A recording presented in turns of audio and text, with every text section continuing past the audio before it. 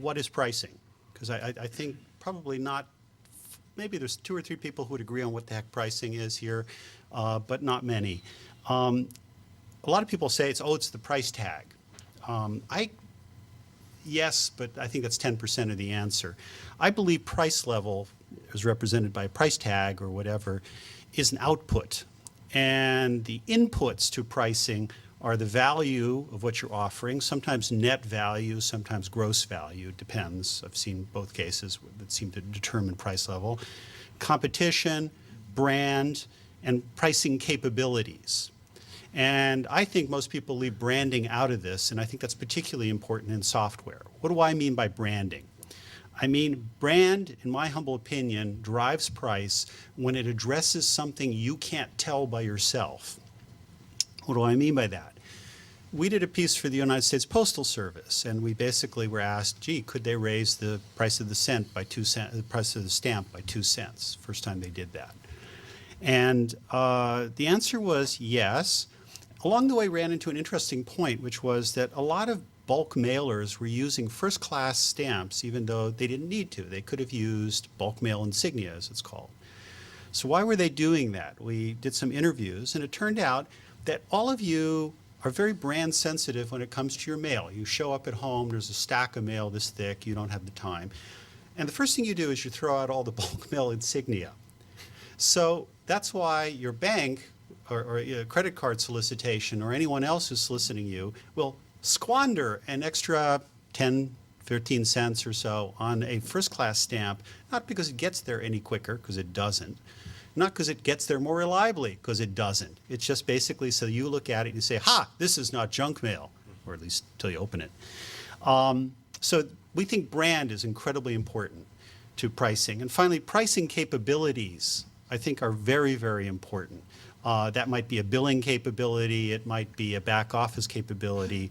But let me give you, in my opinion, a brilliant example of a pricing capability. And that's those of you who have children probably been in a Toys R Us. And you may have noticed that for a while, and I gather there's some issues that they didn't roll this out to all the stores, they didn't have price tags on the toys. So what you do is you pick up your Kewpie doll, you'd walk to a kiosk, scan the Kewpie doll, and it would say 20 bucks. And you'd either say, all right, dump it in the cart, or no. What Toys R Us had done, and Toys R Us has lots of problems for many reasons, but it isn't because they've got, that was stupid about this particular piece of pricing. What they developed was a way of figuring out what the drop-off was. So they would experiment. Some Kewpie dolls would go $30 when you scan them, some would be at $10. The 90% drop-off rate at $30 told them the Kewpie doll wasn't supposed to be priced that way. So they'd have an optimizer. So throughout the day, people were giving them information, not merely about what they bought, but what they didn't buy. Very clever pricing capability.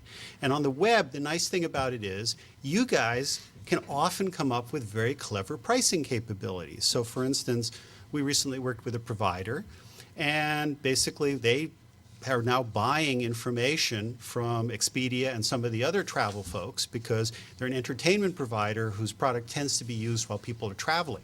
So you immediately start deduping in a way that gets you to those people. And it allows you to do very nicely timed promotions. So the week before they leave, you can get an email saying, buy this audiobook. So that's what I call pricing capability. So I repeat, the price level is the outcome. If you do brilliant value, brilliantly destroy your competition, do great branding and understand your branding, not the, oh, let's all feel good kind of branding, but real branding. Like what is it they need to know to make a judgment as to the value? And you have good pricing capabilities, you will have the optimal price level.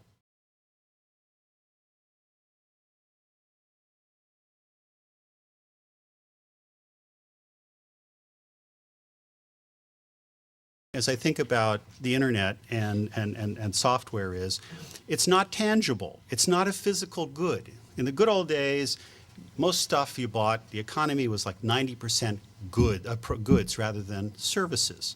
So you could kick the tire, literally, and see what was going on. Now, Who knows what's going in the software into your car? You no longer can tell. And if you own a BMW 7 Series, you can't even control what goes on in your car, I gather. I don't own one, but clearly that's been the rap in the press.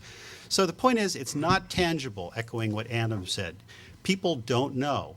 And the key theme, I think, is you always need to know how much your customer knows, either about what you offer or about what they've bought, because often they don't know what they've bought, particularly in a B2B software context. In fact, I guarantee very rarely will they know. Thirdly, what will they do with it? Usually, you're the better judge of how usage is going to peak, when it's going to peak, that sort of thing, than the customer is, because after all, they're just buying it for the first time. You've got a history, a cross-section, et cetera. Interesting example of the fact they don't know what they bought. Typical problem, we go to a software, we get hired, we go to a software folk, and we say, hey, you need to tier. You know, have a gold package, a silver package, and a bronze package, or whatever hackney titles they want to give it. What they then say is, oh, that'll be so much programming to defeature the gold package. And we say, then don't. Just change the manual. If someone blunders onto the added functionality, congratulations, Merry Christmas. But don't bother reconfiguring the package, because mostly they will never be able to tell. And it's worked very well, actually, because they've gone exactly down that path. So repeat, be aware they know a lot less than they used to when they were buying physical goods.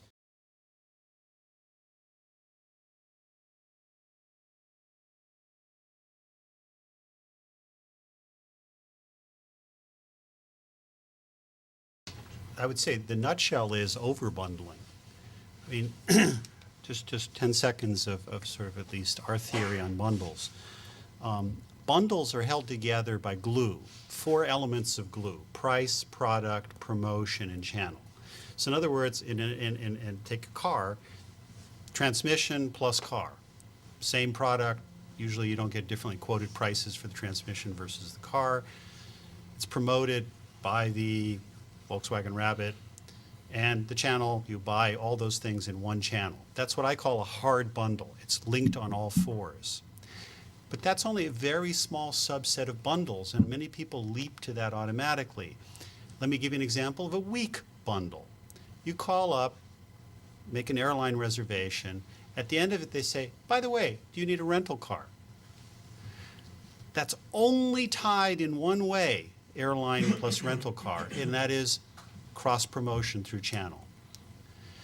So my first comment is, don't overbundle it. Don't use 4 types of glue. Use the minimum type of glue. Now, you may say, that's obvious, but let's not forget, there was a time all the airline companies went out and bought rental car companies. So there was a time they thought they needed to own them, they needed to price them integrally, they needed to do all sorts of stuff together. Real easy to overbundle. The next thing is, it's over 10 seconds, but not much.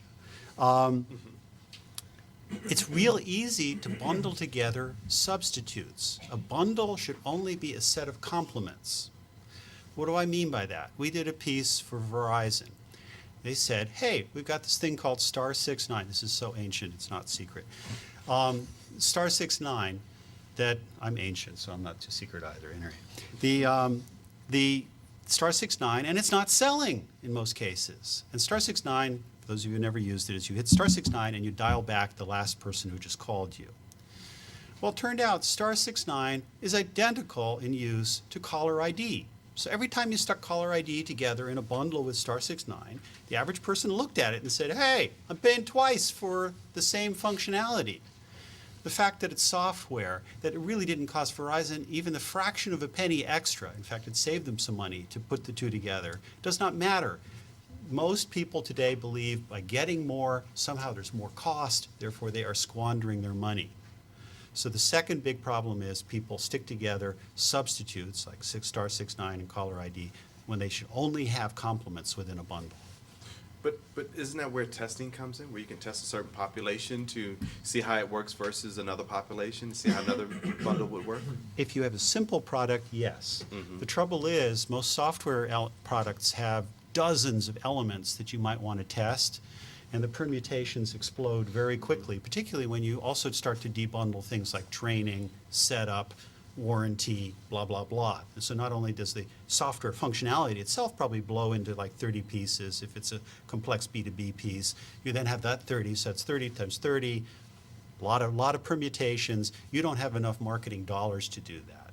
What you need to do is you need to have a theoretical model, and I can tell you how to build one, that tells you which parts of the bundle are complements and which are substitutes. And that you need to have some market evidence for, usually behavioral. And then the only other thing I would say is most people use cross-sell in figuring out how to stick together. Oh, when they bought a lot of milk in the same store, they also bought a lot of cleaning fluid. Those are not complements. Those are independent. So don't use cross-sell. What you need to use is correlation. You all took correlation classes, either in college or in business school. Correlation is not cross-sell. Cross-sell, bad. Correlation, good.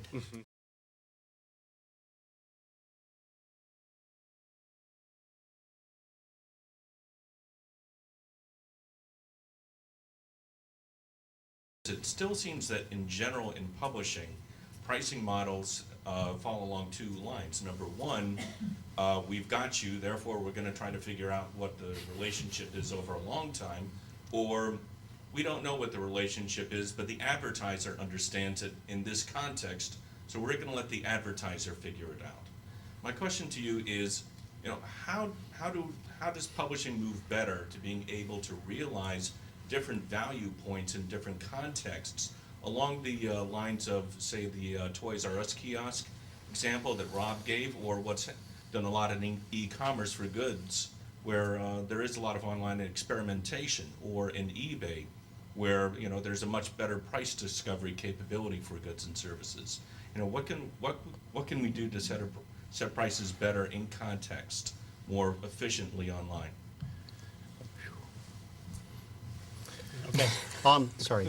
I mean, conceptually, there's something called a price driver. Just like you're all familiar with cost drivers, there are price drivers. And that will vary from market to market. And in some cases, for instance, we've done work for search engines, and you could statistically graph the price that different search engines in a B2B setting were getting compared to a little algorithm which basically said what was their total search field and how quickly could you narrow it down to a usable field of 20.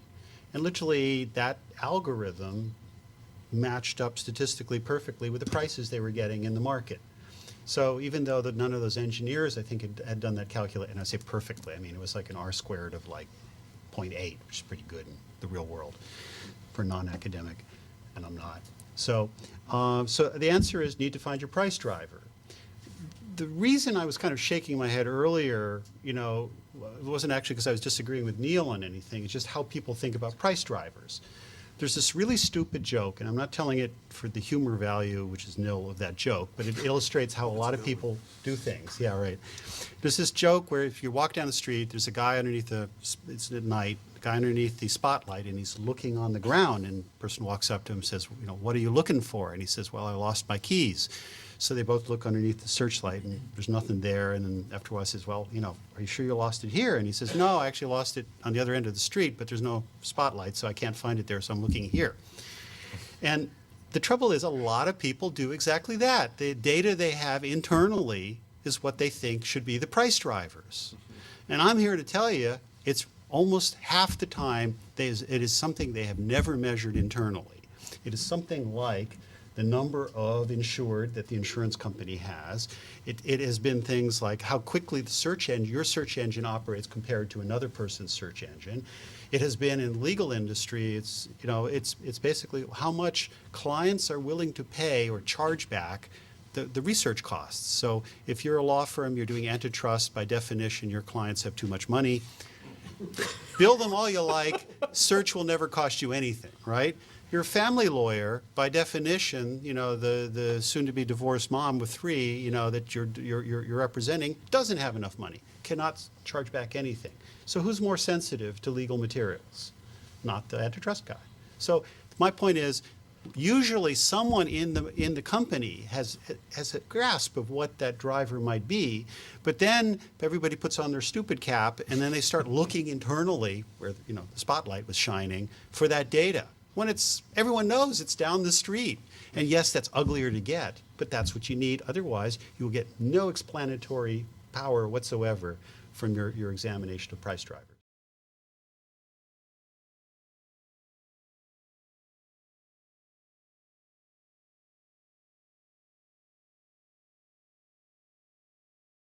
What is your take on automatic conversion to subscriptions after a trial period?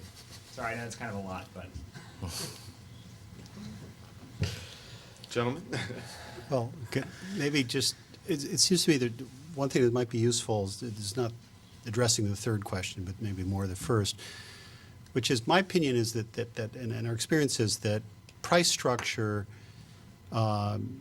usually is designed from the point of view of the seller, and actually more often should be designed from the point of view of the buyer, and that it's like a suit of clothing. It will fit the buyer or it will not. And if it doesn't fit them very well, you will experience high churn and you will not achieve a lot of market penetration. Noting that over time, sometimes buyers change in what they want. I mean, although there's many subtle permutations of it, there's really only sort of three types of pricing. There's fixed, there's variable, and there's semi-fixed. And what we often find is that there has been a hunting cry within a company, we must go fixed. Everyone loves subscriptions. And that's just not true. I mean, any given market we've ever looked at in depth, there is some portion that wants variable, some portion that wants fixed, some portion that wants semi-fixed.